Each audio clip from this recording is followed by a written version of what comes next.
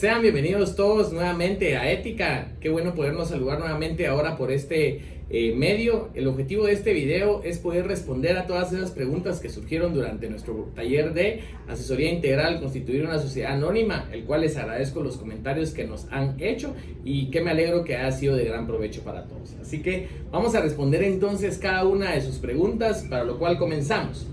Nos preguntan, ¿cuál es la forma correcta de denominar una asamblea totalitaria en un acta notarial? Asamblea totalitaria, asamblea general totalitaria, asamblea general totalitaria de accionistas, como sugiere. Yo lo que sugiero, nosotros las denominamos asamblea general ordinaria o extraordinaria, según sea el caso. Es muy importante poner ese detalle.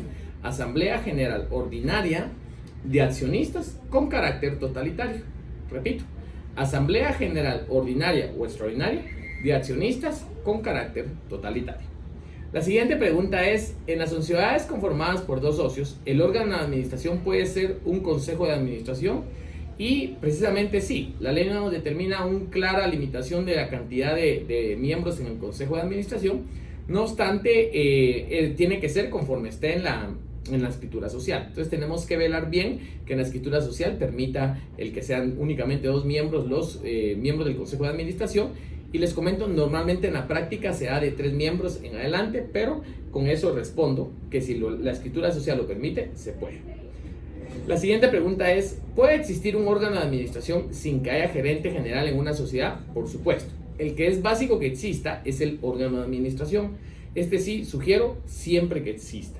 Ahora bien, el gerente general, este sí no es una figura obligatoria como tal. Y es más, ya como comentario, les hago ver que hay muchas sociedades que son un poco reservadas al estar otorgando nombramientos de representación legal.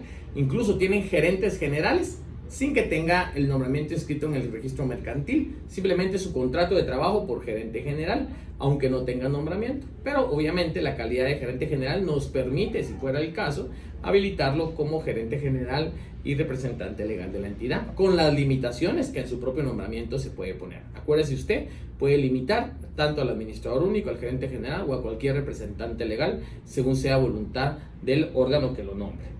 Bueno, en conclusión, sí se puede haber órgano de administración sin gerente general. La siguiente pregunta es, ¿el registro mercantil puede rechazar un nombramiento como administrador único y representante legal si se ha realizado por tiempo indefinido? Por supuesto, ya que en este caso la ley establece en el artículo número 162, tercer párrafo aproximadamente, que los administradores, pueden ser socios o no, serán electos por la Asamblea General y su nombramiento no podrá hacerse por un periodo mayor de 3 años. Así que, como nos preguntan, ¿se puede rechazar el registro mercantil? Seguro lo rechazaría. ¿Cuál es el tiempo o plazo máximo para constituir una sociedad anónima? La verdad que todo va a depender de qué tan ágil sea el trabajo notarial, que si todo está bien y cuántos previos nos hicieron y demás cuestiones. Pero el término aproximado que hay hoy, estuvo un tiempo que era más ágil, pero hoy es aproximadamente como un mes. Un mes es lo que se tarda desde que se ingresa en lo que le califican SAT y se termina de hacer uno todo el tema. Así que más o menos ese término es un promedio, digamos. ¿Qué sucede si no se celebra la asamblea anual de accionistas? Esa es otra pregunta.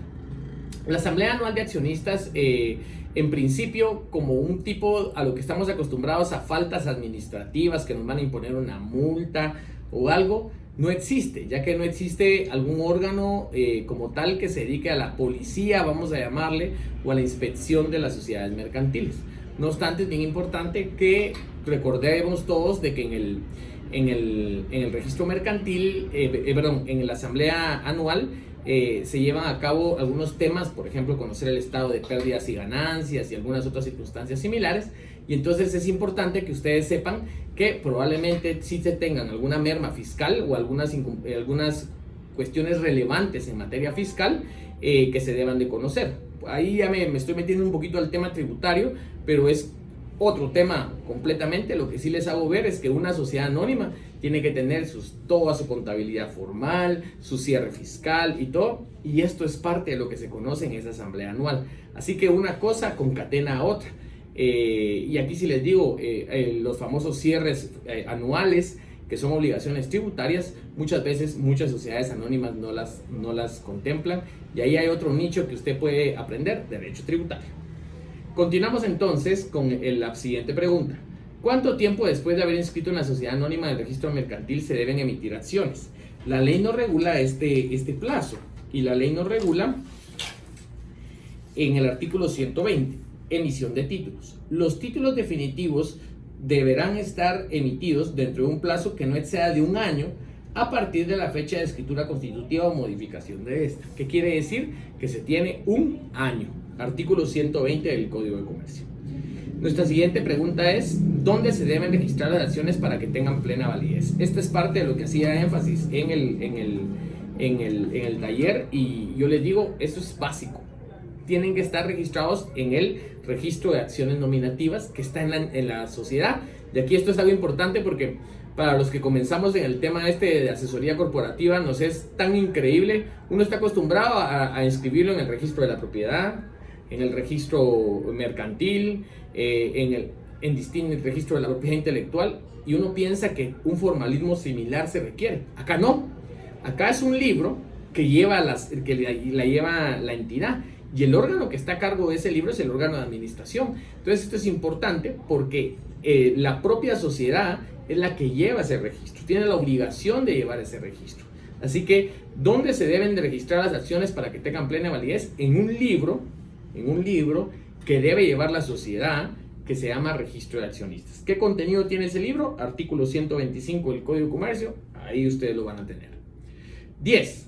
¿Cómo convoco asamblea ordinaria de forma virtual para gestionar un crédito si los accionistas están lejos y la escritura constitutiva no establece cómo?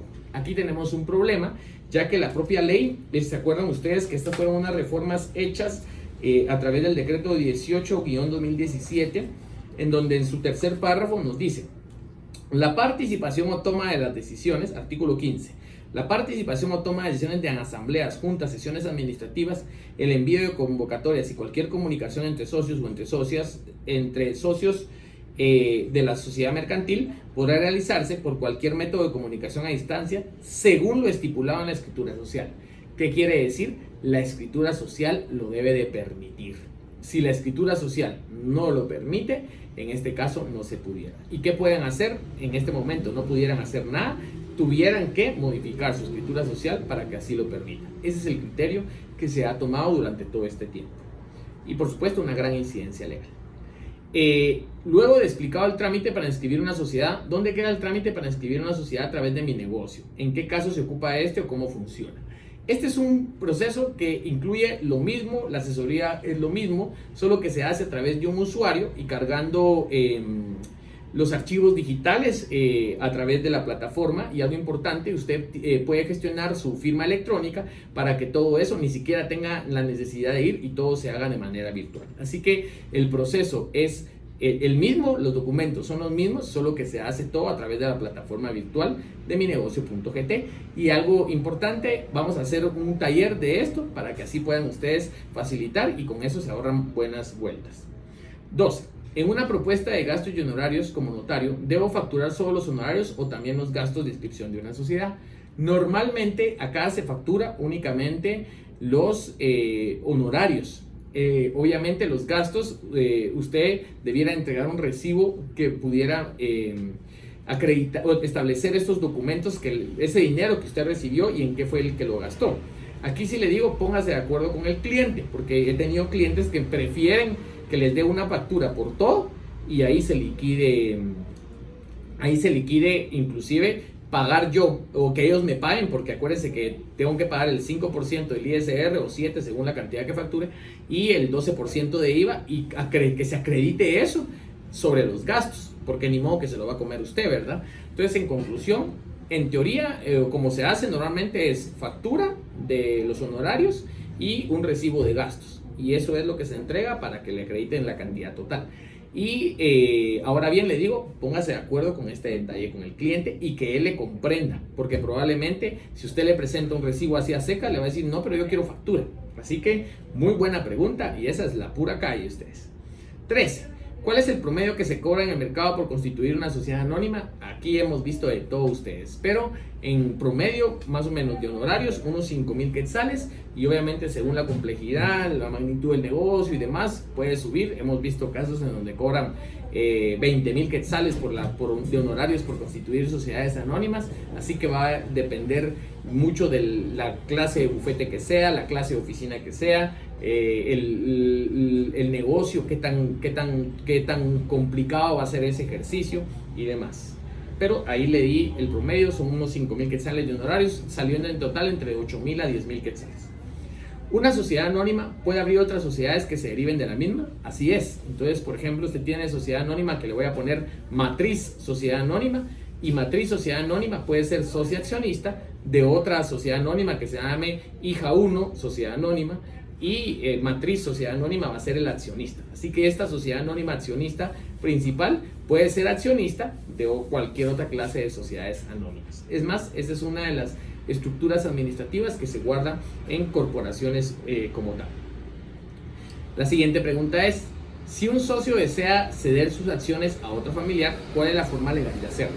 Esto es algo muy importante, y por eso es que vamos a hacer un completo diplomado para explicar todos estos detalles, pero voy a responder de igual manera. Se cede en la misma forma que se cede a cualquier otra persona. Normalmente las escrituras sociales es importante leerlas primero, porque a veces que requieren una autorización a la asamblea. Entonces uno tiene que pedir una autorización, se dirige a la asamblea o al órgano de administración para que lo eleve a la asamblea. Voy a decir: José Rafael Gun Chávez, administrador único y representante legal, por este medio hago ver de que es mi deseo enajenar las acciones tal y tal y tal y tal y tales, por lo tanto solicito la autorización de la asamblea. Hay veces que en las escrituras sociales se estipula una autorización de la asamblea. Ese es importante que lo vean. Después de tener esa autorización de la asamblea, ya que se la den, por supuesto, ¿verdad? Hay que ver si hay derecho preferente, que cualquier otro accionista lo quiera tomar. Y después de eso ya se hace normalmente toda enajenación de acciones trae un documento aparte. Un documento, una donación, una compraventa, cualquier negociación que traen aparejada. Normalmente, aunque no es legalmente necesario, normalmente se hace un contrato que establezca qué negocio jurídico se está dando. Esto es lo normal, lo que se hace, lo que se debiera de hacer. Y aparte, que son ya los requisitos meramente legales, se hace una suscripción, perdón, se hace el endoso de la acción, y ya se va a pedir el cambio al registro de accionistas. Y quisiera hacer un parteaguas acá. Esto es la práctica, ¿verdad? Si usted en su privado, por ejemplo, le preguntaran cómo se enajena una acción, con el endoso y el registro en el registro de accionistas. Así de sencillo. El endoso de la acción y el registro de accionistas. Pero ya en la práctica tenemos que llevar a cabo todos estos pasos, y según lo establezca la escritura social, y siempre es bueno tener ese documento que me acredite por qué motivo se dio esta enajenación. Es muy común ver compraventa de acciones a plazos o con ciertas condiciones y demás, cosa que pudiéramos platicar en un taller adelante, pero es autorización, según la escritura social, autorización de la asamblea, el documento que acredite por qué motivo se está dando o cuál es el negocio jurídico, y lo legalmente necesario es solo el registro en la acción, el endoso, perdón, en la acción, y el registro en el registro de accionistas. Estos son los únicos dos pasos estrictamente legales: el endoso y el registro de accionistas. Basta con estos dos para que sea legal. Lo demás es lo recomendable en la práctica, y según lo establezca la escritura social. La siguiente: ¿cómo se realiza una sociedad familiar? Cuando se realiza una sociedad familiar, se puede establecer en la escritura constitutiva que las acciones solo pueden ser cedidas o vendidas a la familia y no a personas particulares. Esto es algo particular. En principio, yo creería que es muy discutible, y me atrevería a decir que no es recomendable y que no, en el sentido de que es limitar la libre disposición de la propiedad. Acuérdense que las acciones son sus bienes, por cierto, son bienes muebles también, y son sus bienes, las acciones, ¿va? Las acciones es su bien. Y entonces, el derecho de la propiedad privada es un derecho constitucional. Entonces yo creería que sí pudiera verse afectado ese negocio como tal. Y el código, incluso hasta en cierta redacción, nos dice que se podrá pactar que la asamblea lo autorice como tal, pero no hace ver ese tipo de cuestiones. Entonces yo creería que es cuestionable. Yo no lo recomendaría y probablemente usted lo haga, se lo inscriban, pero en algún momento usted intente, un socio quiera enajenar a alguien que no es accionista, que no es familiar en la acción, puede que usted no lo quiera autorizar y que ahí empiezan a ver los problemas. Entonces yo la verdad que lo veo cuestionable. No me atrevería a decir que se puede o no se puede, porque seguramente es probable que se lo inscriban y uno dice, se pudo, pero creería yo que pudiera causar riesgo legal.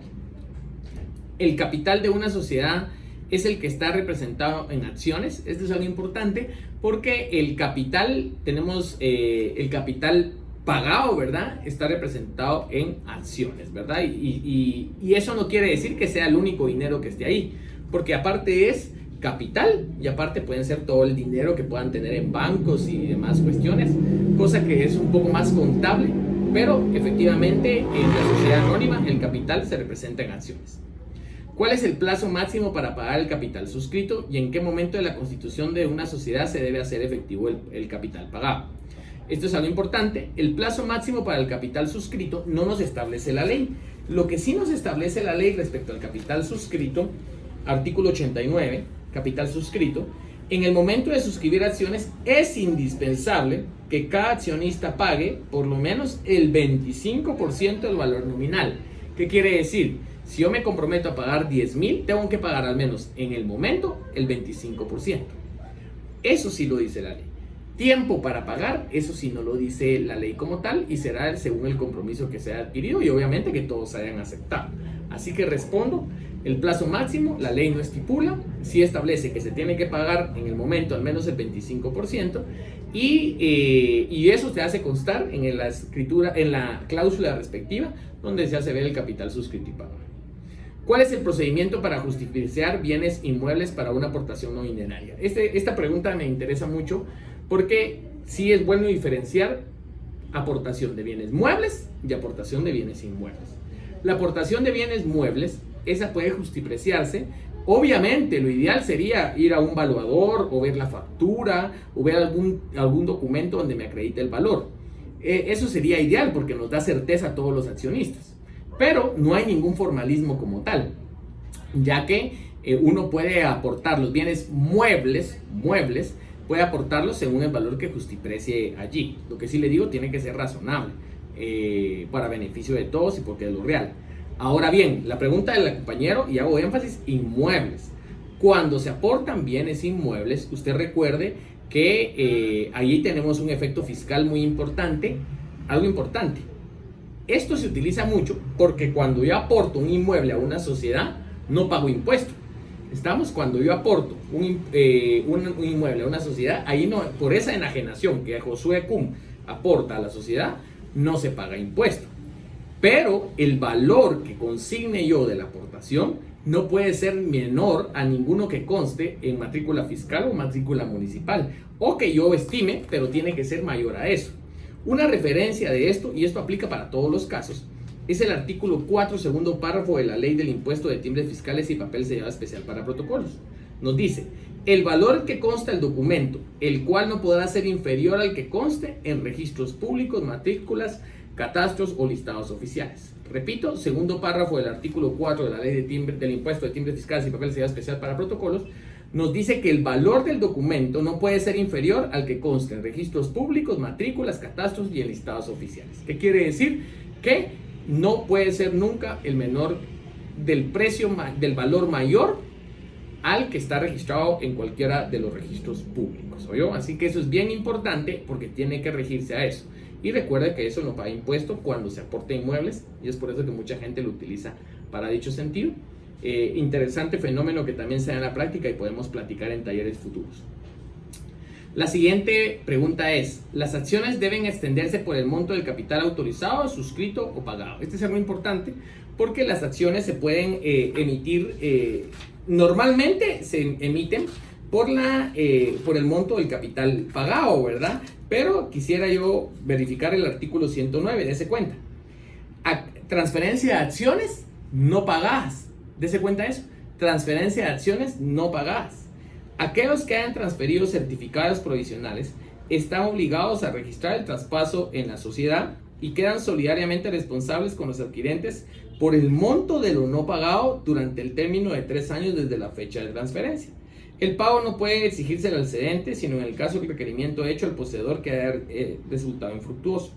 Al quedar íntegramente las acciones, pagadas íntegramente las acciones, se canjearán por los certificados provisionales o títulos definitivos. Este artículo nos da a entender que se pueden emitir acciones por capital suscrito, ¿verdad? Pero ya le cuento, lo normalmente común es que se entreguen allí al momento que sea capital pagado. Pero se permite extender acciones por capital suscrito. Eso sí, por capital autorizado, hay veces donde coinciden los tres, entonces obviamente sí, ¿verdad? Pero el capital autorizado, acuérdense que es el monto máximo por el cual se pueden emitir acciones. Normalmente, o no normalmente, muy comúnmente está el capital autorizado y el capital suscrito y pagado está aquí. Entonces usted sería un error emitir acciones por el capital autorizado, porque ahí sí no. Estamos por capital autorizado, nunca. Si el capital pagado es menor a 2,000 quetzales, se puede constituir sin necesidad de depósito a cuenta bancaria. Así es, si el capital pagado es menor a 2,000 quetzales, se pudiera entregar el dinero al administrador público. ¿Qué sucede con el dinero si las personas que eran socios realizan el depósito bancario de esa aportación y por alguna causa deciden ya no constituir la sociedad? Normalmente aquí el banco hace el reintegro a la persona que compareció a hacer la firma y demás cuestiones. Ya son cuestiones ya más bancarias como tal, pero normalmente los bancos devuelven el dinero allí. Gastos administrativos y demás de seguro pueden tomar. La siguiente pregunta es: ¿qué se debe tomar en cuenta para definir el valor de cada acción? Acá le comento, la ley nunca nos va a decir algo similar. ¿Qué se toma en cuenta en la práctica? Va a depender de la cantidad de acciones que se quieren emitir, los negocios que se pueden hacer. Allí también la importancia de los montos del capital autorizado, ¿verdad? Como tal. Pero aquí le digo, es totalmente libre, no tiene ningún parámetro de definición concreto y es totalmente libre a análisis de los accionistas. ¿Qué es el pago con estudios de prefactibilidad? Los estudios de prefactibilidad es un término que se utiliza normalmente en el comercio como algún análisis y estudio que se hace para ver la factibilidad de llevar a cabo un proyecto. Voy a poner un ejemplo. De cuenta que yo quiero hacer una hidroeléctrica. Y en esa hidroeléctrica yo vi la factibilidad, establecí si el río lo permite, si los terrenos lo permiten, si las caídas de agua lo permiten. ¿Y cómo sabía yo eso? Para eso yo tuve que haber hecho un estudio de prefactibilidad. Y entonces lo que pagué por ese estudio de prefactibilidad y el estudio como tal, sus conclusiones, su informe y todo, puede ser esa aportación que haga yo en calidad de estudio de prefactibilidad. Y estudio de prefactibilidad pueden haber en un tema muy de infraestructura, como lo acabo de ver, así como puede haber en temas comerciales y demás cuestiones. Hay estudios de prefactibilidad de distintas clases. Siguiente pregunta: en una escritura constitutiva, ¿cuál sería la redacción si la aportación a la sociedad es una empresa? La verdad que la redacción es muy similar en todos los casos. Yo acá lo que digo no es una forma legalmente requerida y rigurosa. Lo que sí le digo es que usted tiene que establecer todos los datos razonables para la individualización de esa empresa. Entonces, por ejemplo, empresa mercantil, la cual se identifica con los datos de la patente de comercio de empresas siguientes. Patente número acá, empresa número tal, expediente número tal, denominación tal, según patente de fecha tal. Entonces ya usted ya ahí emite todos los datos de la patente de empresa. Esa sería mi sugerencia. Ponga los datos suficientes en base a la patente de empresa y que se está haciendo la aportación como cualquier otro bien. ¿Qué sucede si un socio no cumple con pagar los llamamientos a los que se obligó? ¿Cómo se procede en este caso? Y casualmente aquí estoy cerca, en el artículo 110, tenemos los accionistas morosos. Cuando un accionista, 110 del Código de Comercio, cuando un accionista no pagare en épocas convenidas el valor de su acción o los llamamientos pendientes, la sociedad pondrá a su elección: 1. Vender por cuenta y riesgo al accionista moroso las acciones que le correspondan y con su producto cubrir las responsabilidades que resulten y el saldo que quedará a la empresa. ¿Qué quiere decir? La sociedad puede decidir vender ese tema en las acciones de ese accionista y cubrir responsabilidades. 2. Reducir las acciones en la cantidad que resulte totalmente pagada con la entrega hechas y las demás se invalidarán. Como quien dice, lo que pagaste te voy a dar y lo demás se invalida. O tercero, proceder al cobro de los llamamientos en la vía ejecutiva. En conclusión, esas son las 3 opciones que nos da el código en su artículo 110. 27. Se podría decir que el modelo de escritura constitutiva que nos compartieron sería la esencial para realizar una constitución y es posible que no le pongan tanta susonación al registro mercantil. Así es, esa es la que normalmente hemos utilizado y nos ha ido bien respecto a los requisitos que solicita. Ojo con todo lo que platicamos, ¿verdad? El tema del formulario es muy importante, el tema de los nombramientos. Es muy importante que usted sea muy minucioso en la revisión de cada uno de los datos. La siguiente pregunta es, ¿se debe transcribir la boleta de depósito de la aportación dineraria en la escritura constitutiva de una sociedad? No es legalmente obligatorio. Y mi respuesta es, no es legalmente obligatorio. Le digo, normalmente sí se hace.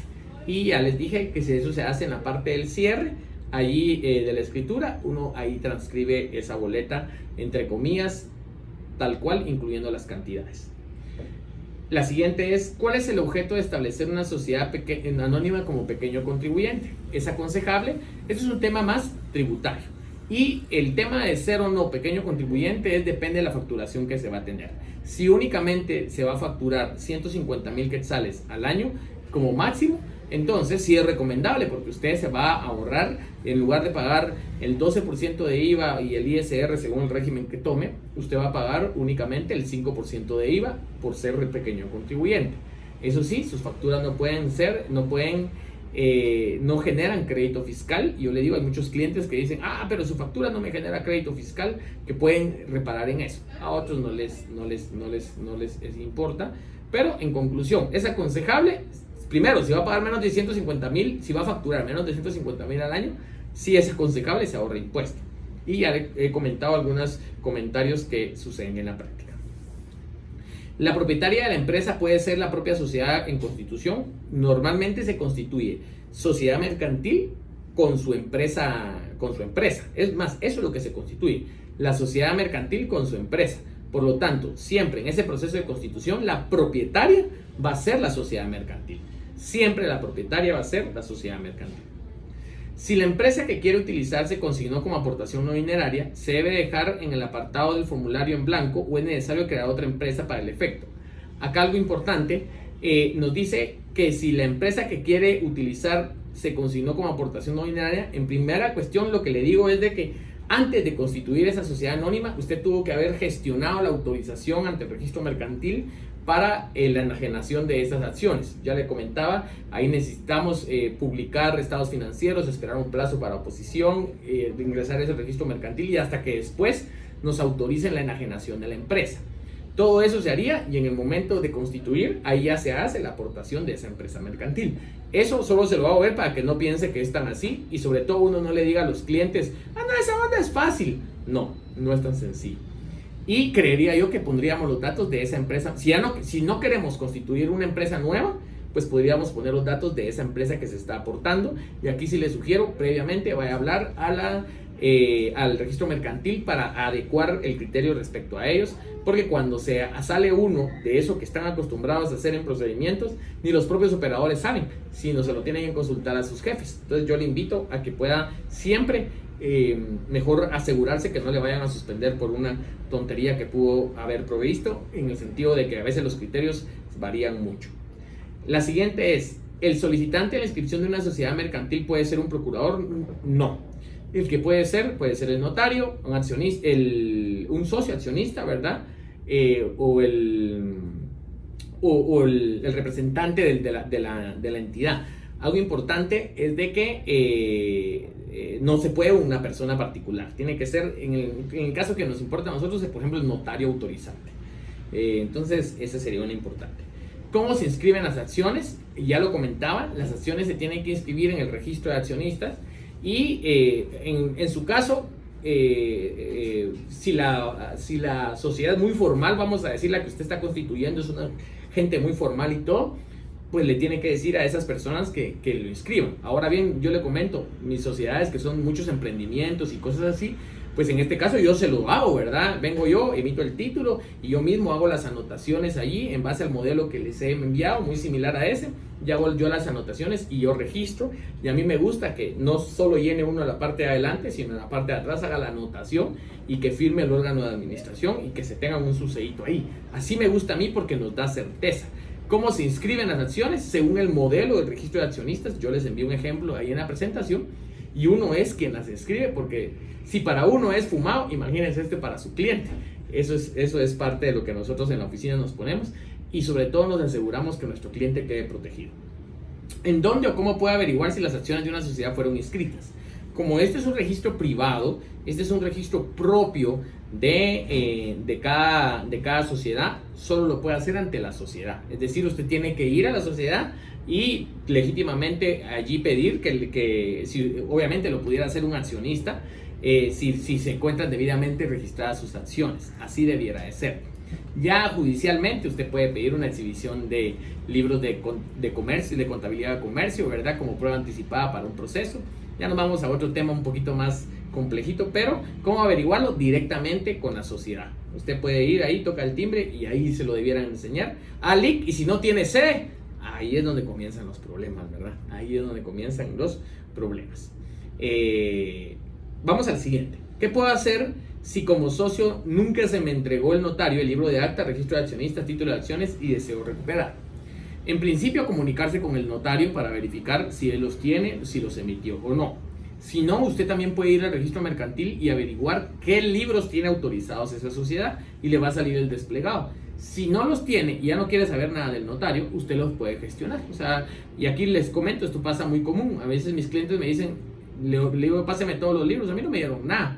Entonces voy a averiguar al registro mercantil, si me aparece que sí tienen libros, le digo que le preguntan al notario. Hay veces que han aparecido o que los tenían y ni en cuenta estaban, y hay veces que no. Entonces yo los emito nuevos y emito esto. Yo a esto le llamo un proceso de regularización de sociedad anónima y le cuento que me ha pagado algunos frijolitos, así que es importante el poder tener, el poder ordenar esa sociedad anónima como parte de los servicios que usted puede prestar. ¿Cuál es el momento oportuno para presentar el traspaso de los bienes registrados al registro mercantil a la brevedad que se los inscriban? O sea, usted, como me pregunta el momento oportuno, a la brevedad que se los inscriban. Usted constituyendo a la sociedad anónima y yendo a inscribir eso al registro de la propiedad. ¿Cuál es el objeto que sea para una sociedad dedicada a un giro inmobiliario? ¿Podría brindarnos un ejemplo de este? Mi duda es porque quisiera saber si puede establecer la distribución de mobiliario y demás. Ojo, los objetos son muy libres ustedes, los objetos son muy libres. Ahí lo único que les pedimos es que a veces ponemos que una gestora de inmuebles va a alquilar y normalmente esa no alquila. La que alquila es el propietario. Lo que sí intervienen como intermediarios al momento de hacer alquileres de inmuebles. Por eso hacíamos esa observación como tal. Y como le digo, objeto puede ser muy, depende de lo que se va a dedicar, ¿verdad? Muy general. Y algo importante, se puede poner todo negocio lícito. O sea, si la pregunta es si se puede establecer distribución de mobiliario y demás, todo negocio lícito se puede poner como objeto de la sociedad. Esa es otra cuestión. Ahí se acuerda que siempre concatene con la actividad que tiene allí la actividad económica en el tema de la SAT. Inclusive, como acuérdense que varían de operadores en operadores, hemos tenido noticias que algunas veces que han suspendido porque los objetos son tan generales que, ¿cómo se llama esto? Que no coinciden con la actividad económica y ha habido eso, así que eso probablemente pueda pasar. Como le digo, solo fue una noticia, a mí no me ha pasado, pero es importante que le haga el comentario. La siguiente pregunta es, ¿se debe emitir un título por cada acción o se puede un solo título por todas las acciones pagadas? Aquí les había comentado que las dos cosas son viables. Un título por acción, y ahí tiene 100 títulos, o depende, un título por acción, 100 papeles. Yo he visto clientes que me llevan el rimero de acciones así, o varias acciones en un solo título. Y entonces las dos cosas son perfectamente viables. Las dos cosas son perfectamente viables. ¿Qué ventaja tiene una de otra, verdad? El tema de que es un título por acción. Si quieren ajenar una acción, ajenar un título. Si quieren ajenar ahí. Ahora bien, ¿Qué desventaja? De cuenta que le pidieron una ampliación de capital y ahora tiene que ampliar y emitir mucho más acciones. Esa es una desventaja que se pudiera ocasionar. ¿Qué pasa si nunca hicieron los títulos de acciones en una sociedad anónima y ya pasaron 5 años? Voy a decir, depende. En principio, si nunca se hicieron los títulos, pues hay que emitirlos a la brevedad como tal. Y aquí le digo, es bien importante que usted sepa que si hay intereses muy importantes en juego, hasta puede provocar acciones judiciales. Por ejemplo, artículo 124 del Código de Comercio.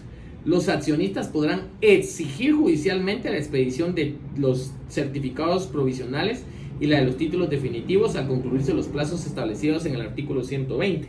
¿Qué quiere decir? Si no se los emitieron y no se los quieren emitir, usted hasta puede demandar a la sociedad anónima para que le emitan esas acciones. Esos son juicios ya bien interesantes que obviamente es tema aparte, pero es importante y lo comento para ampliar su conocimiento en ese sentido de hasta dónde pudiera llegar. En sociedades pequeñitas, pues primero, si no lo han hecho, usted le pregunta al notario, o bien usted las emite y usted las imprime y usted hace que se haga todo. Algo importante también, ¿qué reformalismo se requiere para la impresión? No se requiere. La sociedad anónima va a mandar a imprimir sus títulos o los va a imprimir ahí la sociedad misma, ¿verdad? Ya sea una imprenta o los imprimen dentro de la misma, usted como notario los imprime en su oficina y todo. No hay ningún formalismo como tal de ello. Si usted quiere ponerse formal, pues lo pudiera poner en la escritura constitutiva, pero esa es la cuestión. Todo es de manera tan libre que inclusive usted puede imprimir los títulos en su oficina, que se hace muy común. ¿Qué se hace en el caso de que solo quiera vender una sola parte de las acciones? Solo se registra la entrada y la salida en el libro de accionistas. Vuelvo a hacer la referencia y aquí voy a aprovechar dos cosas. Si yo tengo un título que me dice que tengo 10 acciones y quiero vender 5, yo hago el endoso por las 5 acciones y le pido a la sociedad que lo registre. Y a veces normalmente pedimos que me emita nuevo título y me emite un nuevo título de 5 y el 5 al nuevo accionista, por ejemplo. Y aquí hay que utilizar la respuesta que ya utilicé antes, ¿verdad? De que autorización a la asamblea y demás, según la sociedad anónima. Lo que quiero comentar aquí con esto es de que varias cosas. Uno, basta con el endoso y el registro de accionistas, que son los únicos 2 requisitos legales. El endoso y el registro de accionistas son los 2 requisitos legales. Y después hay que hacer el registro en el libro y todo. Yo le comento, si nosotros como abogados nos cuesta entender esto, peor su cliente. Yo cuando me piden, mire Lick, fíjese que quiero traspasar las acciones, quiero hacer esto y esto y esto, yo hago todo. Yo hago el oficio de autorización, yo hago el acta de asamblea donde se le autoriza, yo hago el contrato de compraventa, donación o lo que sea, yo hago el endoso, yo hago el registro en el registro de accionistas y solo pongo a mis clientes a firmar todo, porque es parte de lo que es y por eso hay más talleres que vamos a poder verlo allí. ¿Cuál es el plazo que tarda aproximadamente el trámite de inscripción de una sociedad anónima? Ya había comentado más o menos, varía mucho, pero un plazo promedio es un mes. Un mes es un plazo promedio como tal para constituir una sociedad anónima. Así que me alegro mucho porque hemos respondido más de 40 preguntas de ustedes, preguntas muy interesantes, y espero que hayan ustedes disfrutado el taller en aquella noche y el día de hoy a la hora de responder estas preguntas que nos quedan muy bien a través de este medio. Y sobre todo les quiero agradecer su confianza y que estén pendientes de más talleres de ética, porque así como nos hemos esforzado todo esto, yo recuerdo haber tenido 50 de estas 40 preguntas cuando estaba trabajando, empezando, y cómo me costó averiguar todo esto, que es lo que queremos facilitar. Verdaderamente ética está para promover, para empoderarlos, para que eso que nos cuesta, esos primeros años de que nos cuesta a aprender y ejercemos con miedo y todo, que ustedes no tengan eso. De verdad queremos aportar mucho valor a ustedes, ampliarlos, animarlos, motivarlos, y que el ejercicio de la profesión nos aseguremos que verdaderamente sea muy productivo, muy provechoso para ustedes, y ese es de verdad el deseo de nuestro corazón como equipo de ética. Así que muchas gracias por su confianza y nos vemos a la próxima.